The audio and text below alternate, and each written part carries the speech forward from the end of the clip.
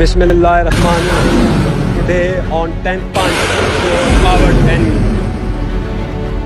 ভারত পাকিস্তান হামলা পাল্টা হামলা চলছেই। অপারেশন সিন্দুর এর জবাবে পাকিস্তান চালিয়েছে বুনিয়ানুল মারসুস। এতে ভারত জুড়ে ব্যাপক ক্ষয়ক্ষতির খবর পাওয়া যাচ্ছে।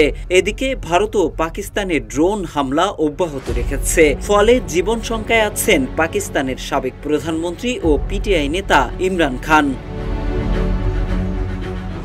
নিরাপত্তা ইস্যু সামনে এনে ইতোমধ্যেই ইসলামাবাদ হাইকোর্টে পাকিস্তান তেহরিক ইনসাফ নেতা ইমরান খানের প্যারোলে মুক্তির আবেদন দাখিল করা হয়েছে। আবেদনে বলা হয়েছে, ভারতের সঙ্গে ক্রমবর্ধমান উত্তেজনার প্রেক্ষাপটে ইমরান খানের জীবনের উপর গুরুতর নিরাপত্তা হুমকি দেখা দিয়েছে। এ খবর জানিয়েছে সামা টিভি।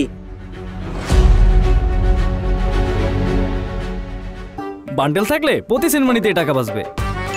বিকাশ সেনমানি বান্ডিল কিনে জিতুন প্রতি লেনদেনে। জানা গেছে, খাইবার পাখতুনখোয়ার মুখ্যমন্ত্রী আলী আমিন গান্দাপুরের পক্ষে এই আবেদন করা হয়েছে। এতে বলা হয়েছে, ভারতের প্রধানমন্ত্রী নরেন্দ্র মোদী ইমরান খানকে তার সবচেয়ে বড় প্রতিপক্ষ হিসেবে দেখেন। প্রতিশোধ নিতে তিনি তাকে লক্ষ্য করে আদিয়ালা জেলে ড্রোন হামলার মতো পদক্ষেপও নিতে পারেন। ইমরান খান বর্তমানে এই কারাগারে আটক রয়েছেন।